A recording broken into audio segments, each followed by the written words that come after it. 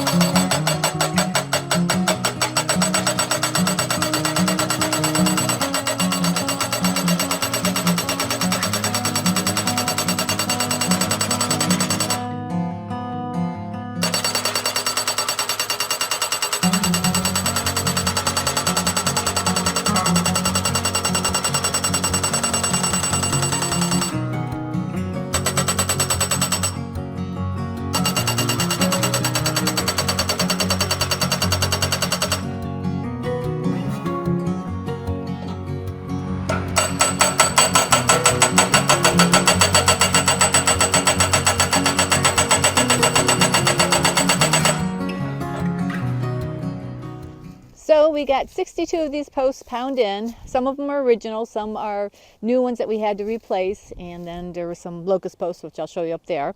So we went through and restrung all the high tensile, because we like to use high tensile around the farm here because there are so many deer. There's about 600 acres of woods behind us, and we have deer running back and forth all the time. So we went ahead and did the high tensile, and we do our corners here. And then some of the areas where the young ones like to jump out, I do this ribbon, which is also electrified, and that really gives them an idea where the fence line is, and they don't end up running through or getting hurt on the high tensile. So here's one of the locust posts we've pounded into the fence line here. We do have a lot of locust trees here on the property, so they're very brittle, so whenever there's a windstorm, they like to break because they don't have much bend to them. And whenever you find nice straight ones, we pile them up, get the bark off of them, and use them for fence posts. But you do have to put a point on these guys because they don't go in really well, and they're a little bit bigger diameter than the regular fence posts. We actually have fence posts on the back property line and the side that are probably 75 to 100 years old. They've been here originally. The old fences that used to be on them, part of it was barbed wire and part of it was woven fences, all rusted away, but the fence post is still there, but no way can you hammer a nail into them because they're so hard.